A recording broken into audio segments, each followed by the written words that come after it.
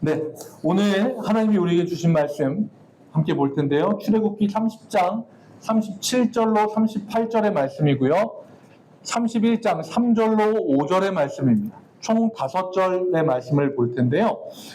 제가 한 절, 여러분들이 한 절 번갈아 가면서 읽고 마지막 5절은 같이 읽겠습니다. 제가 먼저 읽겠습니다. 내가 여호와를 위하여 만들 향은 거룩한 것이니 너희를 위하여는 그 방법대로 만들지 말라.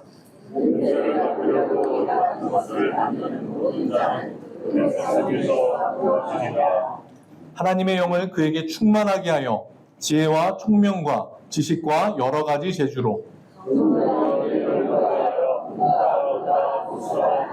함께 읽겠습니다. 보석을 깎아 물리며 여러 가지 기술로 나무를 새겨 만들게 하리라. 아멘. 예, 오늘 성물과 제자들이라는 제목으로 함께 말씀을 나누겠고요. 우리가 25장부터 시작을 해서 7월 첫째 주부터 해서 7월 마지막 주 오늘까지 5시간에 걸쳐서 성막에 대한 거를 쭉 나눴고 오늘이 이제 성막의 마지막 시간이기도 합니다. 지난 시간 거를 잠깐 좀 보죠. 예, 지난 시간에는 제사장에 대한 이야기를 나눴는데 속에서부터 가장 겉에 드러난 판결 흉패까지 말 그대로 정결함과 성결함 그리고 이스라엘 민족을 대표하는 상징들로 다 갖추어져 있는 것이고 제사장은 속에서부터 정결하고 그리고 하나님과 백성들 사이에 있는 예수님, 중보자를 나타내는 의미가 있다는 말씀을 나눴습니다. 그래서 옛날에는 레위 지파 한 지파가 제사장의 역할을 감당했지만 지금은 우리 모두가 하나님과 믿지 않는 사람들 사이에 있는 중보자의 역할, 우리 모두가 다 거룩한 제사장이 되어서 속부터 정결한 사람들이 되어야 한다는 말씀을 지난주에 나눴습니다. 그리고 오늘은 진짜로 마지막 시간입니다. 성물과 그리고 그것을 만드는 사람들에 대한 이야기입니다. 우리가 25장부터 쭉 봐왔는데요. 그동안에는 말씀의 구조가 딱 간단했어요. 어떤 것을 만들라. 그리고 이걸 어떻게 만들라. 그리고 제가 여러분들께 말씀을 전하는 것도 이거를 이렇게 만들고 이런 소재를 쓰는 데는 어떤 이유가 있다. 이런 것들을 쭉 말씀을 드리면서 지금까지 4주를 해왔습니다. 그런데 오늘 말씀을 보면요. 30장의 구조가 조금 독특하게 느껴져요. 제일 처음에는 분향단이 나오거든요. 보여주시면 1절부터 10절까지 분향단이 나오고 그리고 나서 우리가 그동안 봐온 패턴이라면 성물들이 쭉쭉쭉 나와야 돼요. 그런데 중간에 갑자기 생명의 속전이라고 하는 나중에 성전세로 바뀌는 헌금에 대한 이야기가 나옵니다. 그리고 나서 또 예전처럼 어떤 성물을 만들고 말 그대로 물두멍 그리고 이제 거룩한 관유 그리고 이제 가루향 이런 것들을 만들라라고 하는 중간에 뭔가 좀 독특한 게 들어있는 그런 구조로 보입니다. 요거에 대해서는 천천히 이야기를 좀 나눌게요.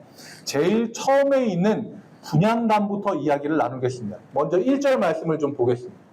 보면 여기에 소재는 그 전에 번제단을 만들 때랑 똑같은 어떤 나무를 씁니까? 조각목을 씁니다. 조각목은 그때 말씀드렸다시피 다듬기가 상당히 어렵고 목재로서 가치가 떨어지는 것임에도 불구하고 하나님이 꼭 이거를 쓰라고 한 이유가 조각목이 상징하는 게 성도들, 이스라엘 백성들이기 때문이다라고 말씀을 드렸어요. 그래서 이 분향단도 조각목으로 만들고요. 이거를 이제 나중에 그 채에다가 막대에다가 꽂아서 옮기는데 그 꽂는 채도 조각목으로 만들라라고 이야기하는 겁니다.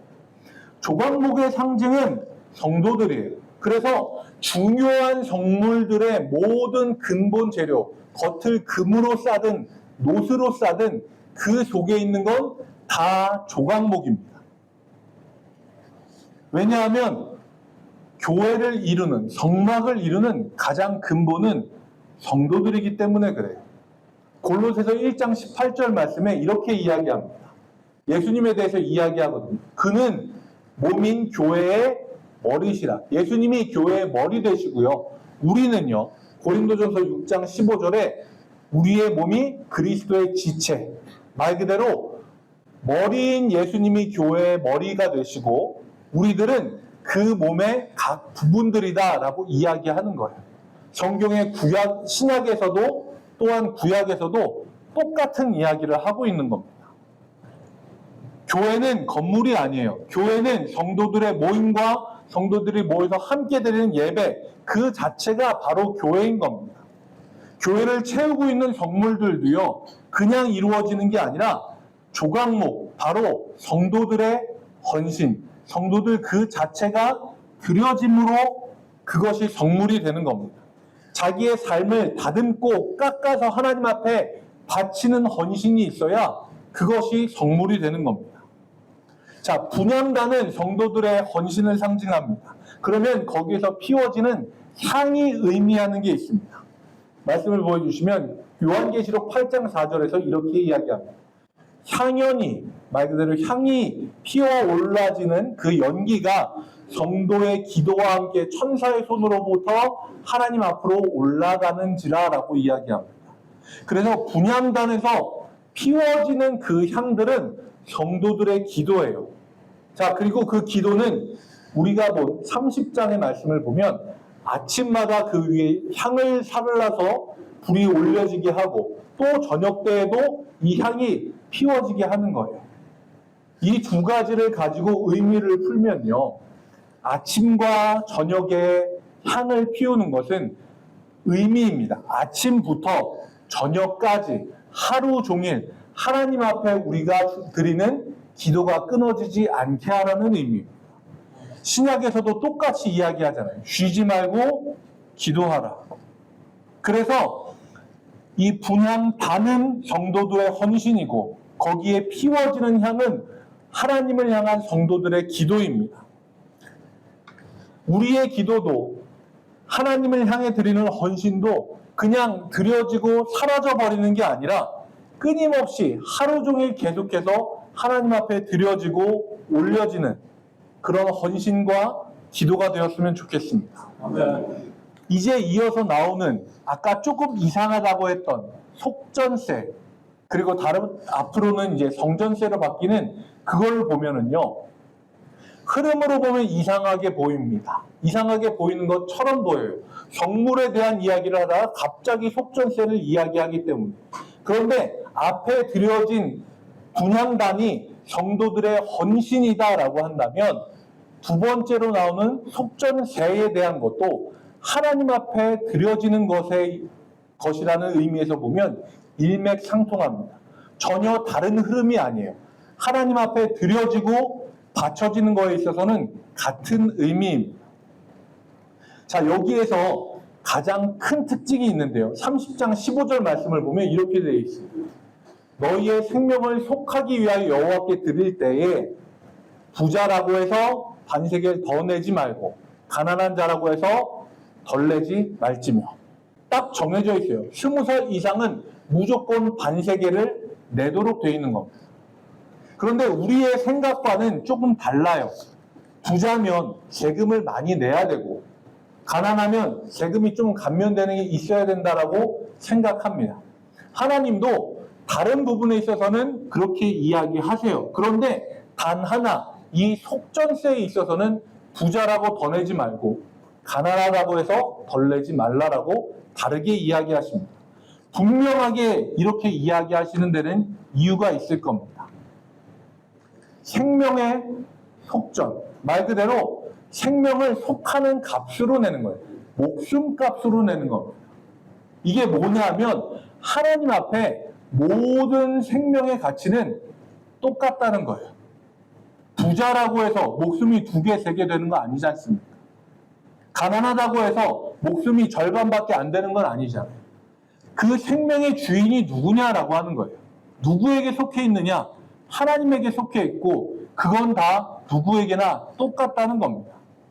그러면 하나님이 진짜로 돈을 받으시고 그들의 생명을 속전해 주시는 것일까? 아닙니다. 전에도 말씀드렸지만 하나님은 부족해서 우리에게 손을 내미시는 분이 아니에요. 16절 마지막 부분에 이렇게 이야기합니다. 이것이 여호와 앞에서 기념이 되어서, 이거는 기억하신 바 된다라고 다른 성경 번역에선 나와 있습니다. 하나님이 너희가 이 속전세를 내면 하나님이 그것을 기억하시고 너희의 생명을 속하리라. 구조로 보면 우리가 돈을 냈기 때문에 하나님이 우리의 생명을 속하여 주시는 것처럼 보이지만 우리가 낸 돈 때문이 아니라 하나님이 우리를 기억해 주시기 때문에 우리의 생명이 속해지는 거예요. 저랑 동갑내기 친구인 목사님들이 있습니다. 우리 교회 말고요. 이제 전웅재라고 하는 제 신학교 동기가 있고 또 허용석이라고 하는 동기는 아닌데 같은 나이에 다른 교단의 목사님이 있어요. 둘 다 청소년들 대상으로 되게 유명하게 사역하는 친구들이에요. 근데 어쩌다 보니까 이렇게 제 친구가 돼서 아는데 허용석이라고 하는 이 친구 목사님은 모퉁이돌 교회라고 하는 교회를 천안에서 하거든요. 근데 별명이 있어요. 다음 세대형 교회예요. 다음 세대의 대형 교회가 된다는 거예요. 다음 세대형 교회예요. 지금은 크지 않아요. 지하에서 모이고 청소년들이 바글바글해요. 그런데 이 친구가 목적으로 하는 건 뭐냐면 얘들을 키워내는 거예요. 그리고 제가 이제 청소년부 맡고 있었을 때 한번 저희 강사로 부른 적이 있어요. 와서 어떤 얘기를 하냐면요. 아이들한테 하는 얘기예요. 니들 11조 똑바로 내. 첫 메시지가 그거였어요. 그리고 니네 11조를 할 때 담임 목사님한테도 똑같이 내. 그 얘기를 해요. 제가 그 얘기를 듣고 이런 얘기해서 죄송하지만 저보다 훨씬 더 꼰대 같은 거예요. 그래서 야, 뭐 저런 얘기를 청소년들한테 하냐. 그랬어요. 근데 이 친구가 그 다음에 하는 얘기가 그 얘기를 하더라고요. 자기가 그렇게 가르쳐서 키워낸 아이들이 있는데 걔들이 직장에 가서 첫 월급을 받고 그거를 딱 절반을 나눠서 절반은 하나님께 드리는 첫예물이라고 드리고 그 다음에 그 절반을 자기 담임 목사한테 갖고 와서 목사님 이거 저 첫 직장의 첫 열매인데 하나님 앞에 절반 드렸고 담임 목사님께 절반 드릴게요 하고 봉투를 2개로 나눠서 딱 주더라는 거예요. 그리고 얘기하더라고요. 나 이거 자랑이야 그러더라고요. 그러면서 하는 얘기가 뭐냐면 봐봐 그 아이가 나한테 그렇게 준 게 벌써 3년 전인데 내가 그 아이의 이름 기억하겠어 못하겠어? 기억하고 그 아이의 앞으로의 모든 행동들 그 아이가 기도 제목이 있다고 나한테 보내온 것들 내가 기억하겠어 못하겠어? 기억한다는 거예요. 기억하고 기도한다는 거예요. 그게 돈을 받아서가 아니라 그 아이가 담임 목사를 어떻게 생각하는지 알기 때문에 그 마음을 알기 때문이라는 거예요.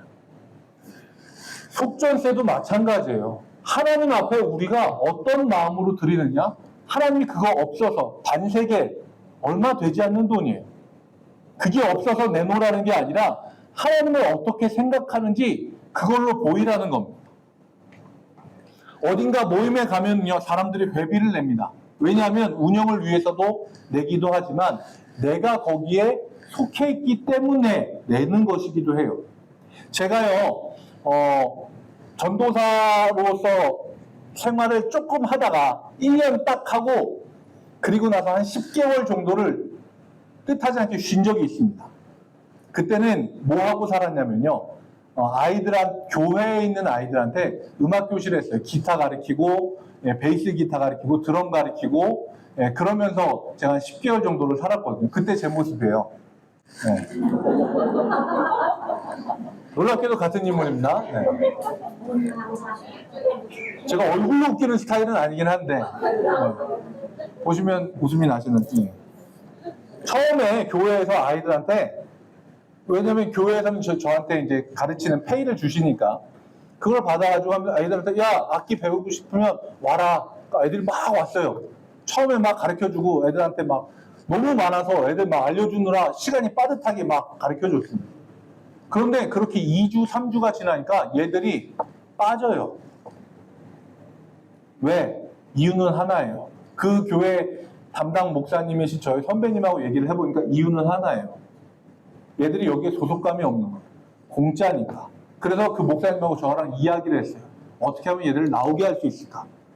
사진 좀 치워주세요. 그만 보고 싶으면. 볼 때마다 고기가 힘드네요. 저도 거울 보니까요. 네. 어디까지 얘기했죠? 네, 그래서 그 목사님하고 저하고 이야기를 해서 답을 찾은 게 뭐냐면 얘들한테 회비를 받자요. 아주 비싸게. 한 달에 4번 토요일 날 와서 배우거든요. 그래서 한 달 회비가 무려 3,000원. 그런데 조건이 있어요. 절대로 부모님한테 돈 받아서 내지 않고 니들 용돈으로 내기. 그렇게 하니까요. 얘들이 부모님 돈 갖다 줄 때는 별 생각이 없잖아요. 근데 지 피 같은 돈을 갖다 내니까 3,000원밖에 안 됐는데 기를 쓰고 안 빠져요. 왜냐하면 지 생돈이 들어갔잖아요. 3,000원이면 그때 당시에 PC방 6시간인데 그렇더라고요. 그 전까지는 낸다 안 낸다 아니 뭐 내면 뭐 좋고 뭐 안 내면 안 되는 대로 좋고 그런데 내 직접 자기 걸로 내면요 그때부터 생각이 달라져요. 왜? 성경에도 나와 있잖아요. 내 재물이 있는 곳에 내 마음이 있으니까요. 하나님 앞에 드리고 바치고 그것도 해본 사람만 압니다. 하나님이 결코 부족해서 그 사람에게 요구하시는 게 아니고 그 사람이 하나님께 심은 거 하나님이 그 이상으로 갚아주세요. 아멘. 하나님이 제자들을 부를 때 뭐라고 이야기하셨어요? 나를 위해 자기의 아버지나 형제나 재산이나 가정을 버리고 온 자는 이 생에서도 충분히 돌려받을 뿐만 아니라 사실 그건 중요하지 않아요. 그 다음이 더 중요해요. 하나님 나라에서 결단코 상을 잃지 않으리라고 이야기하셨거든요. 하나님께 드려본 사람만이 아는 거예요. 그래서 하나님이 반세계 가난한 사람들에게는 조금 부담될 수 있어요. 그런데 그럼에도 불구하고 내보라는 거예요. 부자인 사람들에게는 아무것도 아닌 것처럼 느껴질 수 있지만 낼 때 그 사람들의 마음이 달라진다고. 내가 하나님께 속해 있음을 그 행동을 통해서 알게 되는 거예요. 깨닫게 되는 거예요. 하나님께 그렇게 함으로써 기억되고 소속되는 그런 경험을 갖는 여러분들이 되시길 주님의 이름으로 축복합니다. 아멘.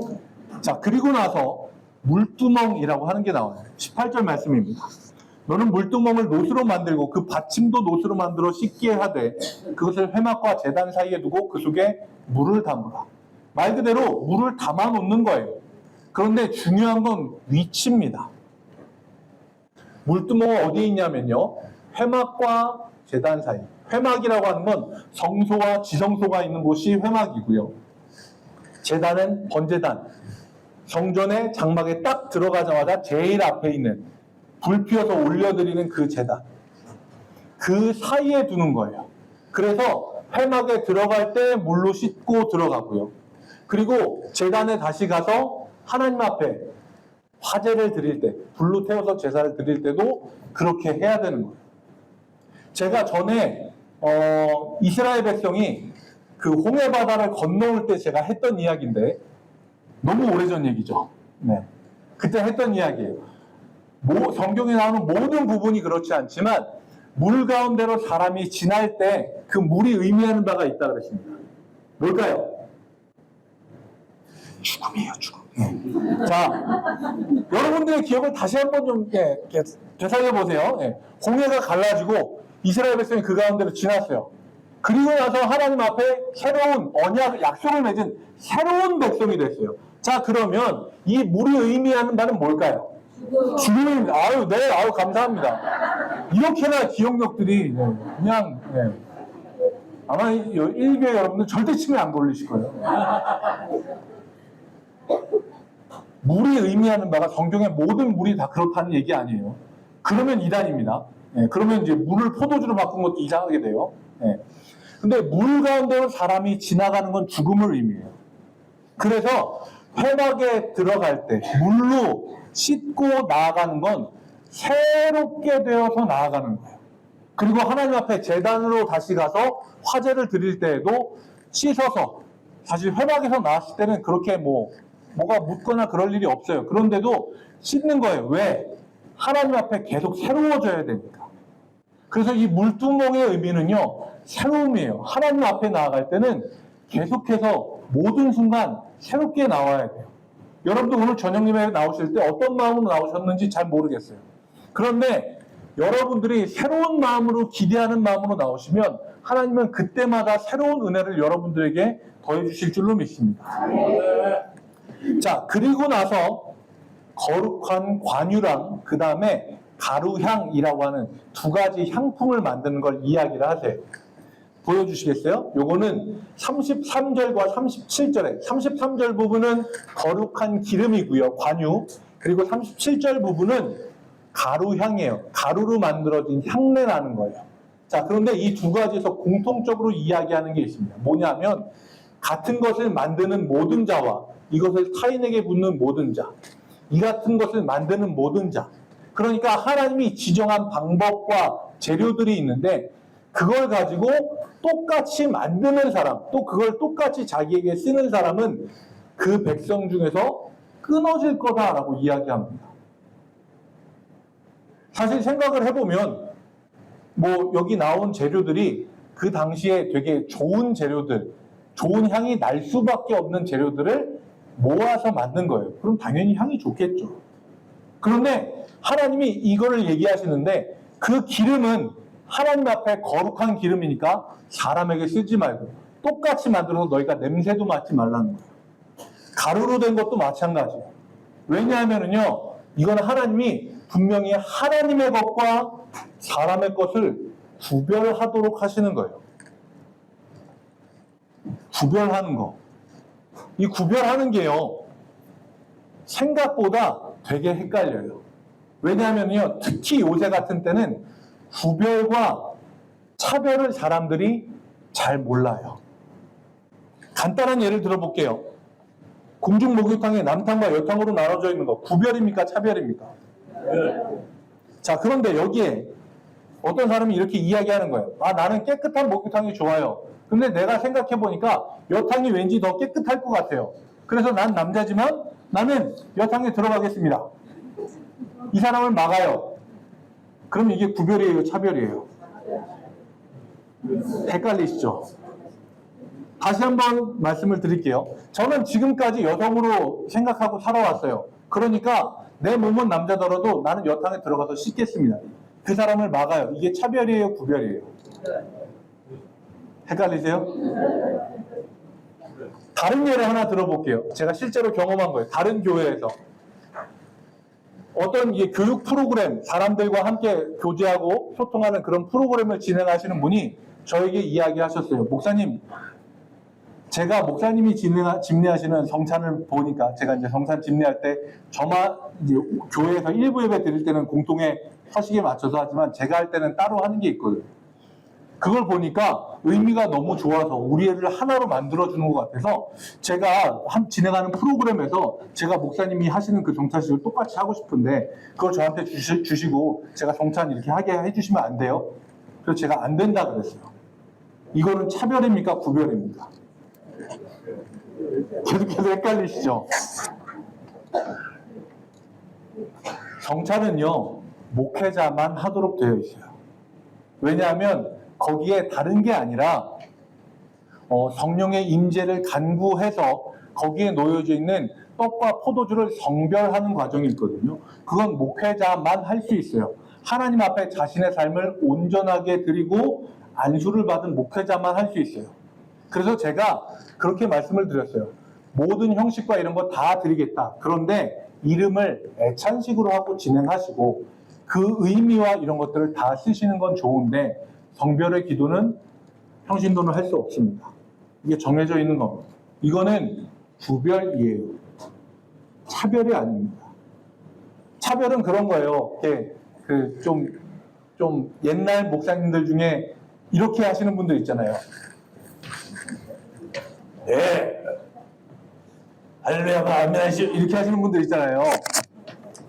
그런 분들이 왜 성도가 강단에 올라! 막 이렇게 하시는 이런 건 차별이에요. 이해가 되세요? 네. 그런데 평신도는 성찬을 집례하지 못합니다라고 하는 건 구별입니다. 이해가 되시죠? 하나님은요, 차별하시는 분이 아니에요. 그런데 하나님은 분명히 구별은 하세요. 성경에도 분명히 나와 있습니다. 마지막 때에 양과 염소를 구별하시고요. 차별하는 게 아니라 구별하시고요. 하나님 앞에 하나님을 섬긴 자와 하나님을 섬기지 않은 자를 구별하세요. 하나님은 구별하시는 분이에요. 그래서 하나님께 구별된 거룩한 기름과 가루향 똑같은 걸 만들어서 그것이 냄새가 좋다고 해서 우리도 한번 써보자. 몸에도 한번 발라보자. 좋은 향기 우리도 맡아보자. 하지 말라는 거예요. 하나님의 것은 하나님께 거룩하게 구별하라는 겁니다. 차별하라는 게 아니에요. 누군가는 그렇게 이야기합니다. 백성 중에서 끊어지는 거? 그래, 이스라엘이 나를 다 끊어낼 수 있지. 공동체에서 내가 끊어지는 거 괜찮아. 근데 하나님은 날 안 끊으실 거야. 그런 믿음 좋아요. 하나님 나를 버리시지 않는다는 믿음. 근데 분명히 알아야 되는 거는요. 하나님은요. 하나님을 믿는 믿음을 우리에게 단 한 번도 강요하신 적이 없어요. 세상 모든 민족이 하나님께 돌아오길 간절히 바라시는 하나님이지만 하나님 앞에 나오지도 않고 하나님이 정하신 구별을 따르지도 않을 생각을 하는 사람을 절대 먼저 손 내밀어 구원하시는 분이 아니에요. 하나님은요, 하나님을 배척한 사람을 배척하세요. 배척했는데도 불구하고 그가 돌아오면 받아줄 여지를 남기시는 분이지, 배척하고 돌아섰는데 억지로 잡아 끌어다 내 앞에서 무릎 꿇리고 순종시키는 하나님이 아니시라는 겁니다. 세상을 속되다 해서 차별해서는 안 됩니다. 세상도 하나님이 만드신 아름다운 세상이에요. 그런데 하나님의 몸된 교회와는 구별해야 됩니다. 하나님의 것과 속된 것을 지혜 있게 마땅히 구별하시는 여러분들이 되길 바랍니다. 이제 30장을 끝내고 31장으로 넘어갈게요. 31장은 크게 두 부분으로 나눠지는데요. 보면 1절부터 11절까지는 성물들을 만들 사람들에 대해 이야기하고요. 12절부터 18절까지는 안식일을 지킬 것하고 돌판을 주시는 것으로 31장이 마무리돼요. 우선 성물을 만드는 사람들을 좀 볼 텐데요. 하나님이 모세와 40일 동안 이야기를 하면서 사람의 이름을 직접 거명한 게 딱 두 가지가 있어요. 하나는 뭐냐 하면 제사장, 아론과 그의 아들들을 지명할 때 이름을 직접 부르셨고요. 그리고 31장에 성물을 만들 사람들을 선택할 때 부살렐과 오홀리압이라고 하는 두 사람을 하나님이 콕 찍어서 지명해서 부르셨어요. 물론 이 두 직분의 차이는 분명히 있어요. 제사장은 하나님이 선택하셔서 대를 물려서 제사장을 하도록 하셨지만 성물을 만드는 사람들은 딱 그때 그 사람들을 쓰신 거예요. 분명한 차이가 있습니다. 그런데 그만큼 그들도 중요한 위치였다는 거죠.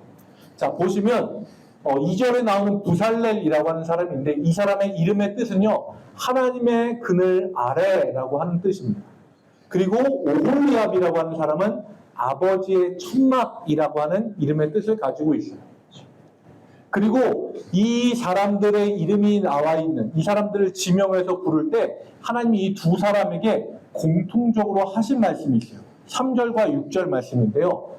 넘겨서 보여주시면 하나님의 영을 그에게 충만하게 하여 지혜와 총명과 지식과 여러 가지 재주로 이 일을 감당하라고 하셨고 오홀리압도 마찬가지로 내가 지혜를 주겠다라고 이야기하세요. 하나님은요, 하나님의 일을 하는 사람에게 하나님의 영을 충만하게 하게 하시고요. 하나님으로부터 오는 지혜를 주셔서 그 일을 감당하게 하세요. 하나님의 일 많이 배웠다고 해서 공부 많이 했다고 해서 잘하고 훌륭하게 시임받는 게 아닙니다. 근데 이런 이야기를 하면 저희 어머니는 항상 이야기하세요. 바울을 봐라. 얼마나 그 사람이 공부를 많이 했고 얼마나 훌륭한 사람에게 배웠으니까 너도 공부를 해야지라고 결론은 저에게 공부를 하라는 이야기로 마무리를 하시는데 그렇지만 제가 어머니께 그냥 순종하는 마음 네 하고 착하게 대답을 합니다. 물론 표정은 그렇지 않고요. 그렇지만 저는 어머니께 충분히 이야기할 수 있어요. 바울이 이야기합니다. 빌립보서 3장과 3장 7절과 8절에서 이렇게 이야기를 해요. 무엇이든지 내게 유익하던 것들을 내가 그리스도를 위하여 다 해로 여길 뿐더러 모든 것을 해로 여김은 주 예수를 아는 지식이 가장 고상하기 때문이라. 자기가 배운 것 잘 쓸 수 있겠죠. 그런데 그 모든 것들을 오히려 자기는 해로 여겼어요. 왜냐하면 자기가 그동안 배워온 것들 때문에 예수님을 자기가 알아보지 못했잖아요. 예수님의 제자인 사람들을 자기가 핍박했잖아요. 그래서 그 모든 것들을 다 해로 여기고 제일 중요한 게 뭐냐면 예수를 아는 지식이 가장 고상하다라고 이야기하는 겁니다. 그리고 이제 성경을 쭉 보신 분들은 아시겠지만 갈라디아서 1장에 보면 사도 바울이 예수님을 만나고 나서 아라비아 사막에서 3년 동안 시간을 보내요. 그래서 사람들이 거기에 대해서 여러 가지 이야기를 하는데 그동안 자기가 배워온 모든 것들을 다 내려놓고 처음부터 예수님을 알아가는 기간이었다라고 랍비들에 의해서 이야기가 전해집니다. 저는 하나님이 세우신 부살레과 오홀리압을 보고 그 말씀을 묵상하면서 여러분들에게 권면합니다. 여러분들이 교회에서 하시는 모든 일들, 헌신과 섬김과 봉사, 그 모든 일들을 하시는 데 있어서 하나님의 영이 충만하게 되시길 축복합니다. 또한 하나님이 지혜와 총명과 지식과 여러 가지 재주로 그 일을 여러분들이 잘 감당하도록 도우실 텐데, 그런데 그때 여러분들은 부살레과 오홀리압, 그 사람들의 이름처럼 하나님의 그늘 아래, 아버지의 천막 아래 있는 자들과 같이 나는 드러내지 않고 하나님께만 영광을 올려드리는 그런 여러분들이 되시길 소망합니다. 이제 마지막 13절부터 18절까지 말씀인데요. 13절 말씀을 보겠습니다. 너는 이스라엘 자손에게 말하여 이르기를 너희는 나의 안식일을 지키라. 뒤의 내용은 안식일에 대한 내용이죠. 근데 저는 이거를 흐름으로 이렇게 쭉 보니까 이상한 거예요. 여태까지 성물에 대한 이야기 쭉 하셨잖아요. 그런데 왜 갑자기 안식일 얘기를 하시지? 게다가 이 안식일 얘기는 앞에 10계명에서 이미 입이 마르고 닳도록, 동해물과 백두산이 마르고 닳도록 이미 하나님이 하셨잖아요. 근데 이 이야기를 또 다시 하시는 거예요. 다시 하시려면 10계명 10개를 다 하시든가. 근데 왜 하필 안식일 얘기만 이렇게 하실까? 제가 그래서 책을 진짜 많이 봤어요. 여기에 대해서 왜 이게 나와 있나? 제가 책을 한 6권 정도를 놓고 이 부분을 찾아봤거든요. 놀랍게도 단 한 권에서도 안 나오더라고요. 그리고 나서 급할 때 빌려다 쓰는 김기성 목사님, 김기성 목사님 강의 제가 필기한 거에 그 부분이 나와 있더라고요. 성막 중에서 성막과 부속 기물에 대한 이야기를 30장과 31장, 오늘 본문으로 다룬 그 부분에서 하는데 그 내용을 보면은요. 보여주세요. 네. 전부 6개라는 거예요. 분향단, 생명의 속전, 물두멍, 거룩한 관유, 가루향, 그 다음에 기술자. 이렇게 6개를 마치 창조의 6날처럼 이야기를 하시고 그리고 나서 안식일에 대한 이야기를 하시는 거다. 이렇게 이야기하면서 성막을 만드시는 게 하나님이 이 세상을 창조한 것과 같은 느낌으로 그렇게 단계를 밟아서 성물에 대한 이야기를 하셨다라고 해석해 주시더라고요. 저는 그 얘기를 보면서 하고 이해가 좀 됐습니다. 좀 이해가 되시나요? 알겠습니다. 말씀을 좀 정리할게요. 오늘 말씀이 조금 길어서요. 오늘 마무리하는 거기 때문에 조금 길지만 마무리하겠습니다. 오늘 같이 본 6개의 것들이 있어요. 분향단. 거기 이 분향단은 조각목으로 만들어진 성도들의 헌신을 상징하고요. 거기에서 피워지는 향은 성도들의 기도입니다. 그 향은 아침과 저녁, 그러니까 하루 종일 쉬지 않고 하나님 앞에 올려드리는 우리의 기도여야 합니다. 그리고 생명의 속전세는 부자나 가난한 사람이나 그 모든 생명이 다 하나님께 속해 있음을 나타내는 겁니다. 그리고 물두멍에 담겨진 물로 씻음으로 하나님 앞에 항상 새롭게 나아가야 함을 이야기하고요. 거룩한 기름과 가르향은 철저하게 하나님 앞에 거룩함을 위해서 쓰여져야 하는 구별된 하나님의 것과 세상의 것을 분명히 구별해야 함을 이야기하는 겁니다. 하나님이 그리고 하나님의 일을 하는 사람들에게는 하나님의 영을 부어주시고 지혜와 그 사람들이 필요한 모든 것들을 채워주시는 이야기를 함께 나누었습니다.